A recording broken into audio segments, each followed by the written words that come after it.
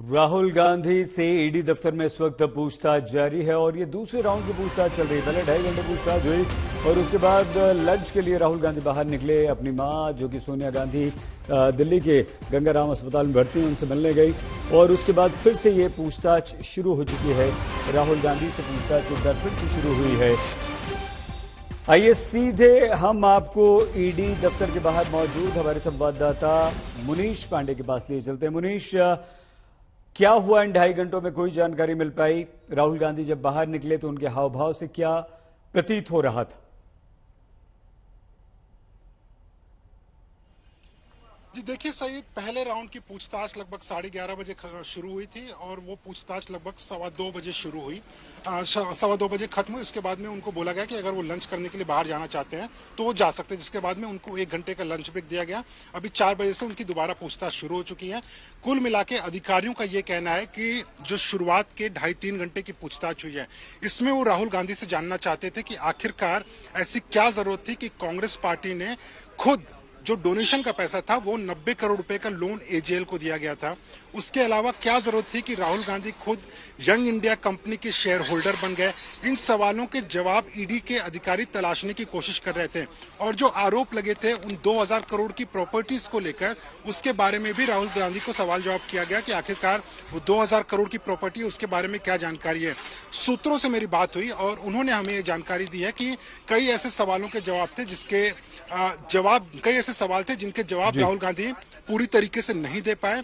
कुछ सवालों के जवाब देने में वो कुछ अनकंफर्टेबल थे, लेकिन उन्होंने इतना जरूर कहा कि अगर आपको लगता है कि इसमें कुछ गलत हुआ है तो मैं साफ कर देता हूं कि इसमें किसी भी तरह की कोई धांधली नहीं हुई है। ये राहुल गांधी ने अंदर पूछताछ के दौरान बात की। उसके अलावा उनसे बैंक डिटेल्स, ट्रांजैक्शन डिटेल्स, इन सब चीजों के बारे में पूछताछ किया गया। अब जो अगले राउंड की क्वेश्चनिंग है उनमें भी उन सवालों को लेकर उनसे पूछताछ किया जाएगा कि आखिरकार यंग इंडिया को लेकर जो 38% का शेयर है उससे क्या उनका कोई पर्सनल फायदा हुआ था, क्या जो 2000 करोड़ की प्रॉपर्टीज है उससे क्या इनका कोई पर्सनल फायदा हुआ था। इन सारे सवालों के जवाब राहुल गांधी को आज देने पड़ेंगे। धारा 50 पीएमएलए के तहत ये जो सवाल जवाब का सिलसिला है वो चल रहा है और सूत्रों का ये कहना है कि जो सेकंड राउंड की पूछताछ है वो अगले 3-4 घंटे तक चल सकती है, यानी कि एक लंबा दिन राहुल गांधी के लिए होने वाला है। कांग्रेस लगातार ये कह रही है कि ये किसी तरह का घोटाला नहीं है, जो सेंटर है, जो सरकार है, वो उनको निशाना बना रही है, लेकिन ईडी का ये कहना है कि उनके सामने एक केस है और उन्हें इस केस में राहुल गांधी और सोनिया गांधी से पूछताछ करनी थी, इसके लिए पूछताछ चल रही है। जी सही।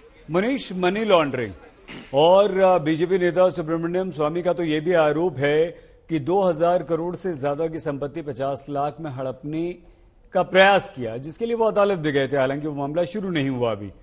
क्या ये सबसे मुख्य मुद्दा होगा या चल रही होगी इस बारे में पूछताछ? हम अंदाजा लगा सकते हैं? जी बिल्कुल सईद, आप जो सवाल का जिक्र किया आपने वही सबसे अहम मुद्दा है इसमें, क्योंकि अगर आप देखिए तो 1962 से लेके तो 2010 तक 92 करोड़ रुपए का कर्ज था एजेएल के ऊपर और उसे कर्ज से उबारने के लिए कांग्रेस ने 92 करोड़ रुपए का लोन दिया था। एक कंपनी बना गई एजेएल, एक कंपनी बना गई यंग इंडिया प्राइवेट लिमिटेड। इस कंपनी में डायरेक्टर बने सोनिया गांधी, राहुल गांधी। शेयर होल्डिंग सबसे ज्यादा थी इनकी, 38% की शेयर होल्डिंग थी। इस कंपनी में 50 लाख रुपए आए। जो आरोप लगे हैं कि वो 50 लाख रुपए एक शेल कंपनी के जरिए आए।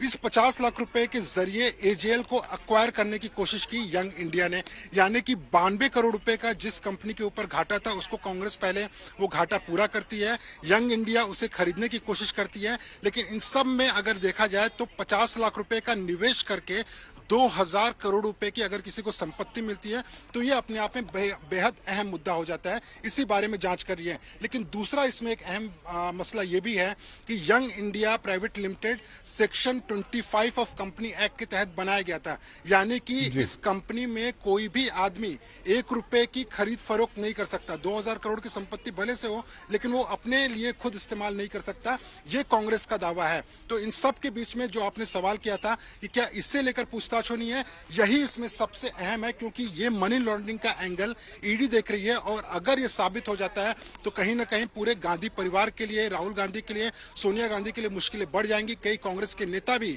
इसमें अंडर स्कैनर हैं। और अगर सुब्रमण्यम स्वामी की याचिका को भी बात करें तो उन्होंने भी यही सीधे तौर पे आरोप लगाया हुआ था कि कहीं ना कहीं कांग्रेस पार्टी, उसमें से खास करके सोनिया गांधी और राहुल गांधी ने 2000 करोड़ रुपए का मुनाफा कमाने की कोशिश की इसमें। जी सही। बहुत धन्यवाद मनीष पांडे, हमारे संवाददाता लगातार दिल्ली ईडी ऑफिस के बाहर से बने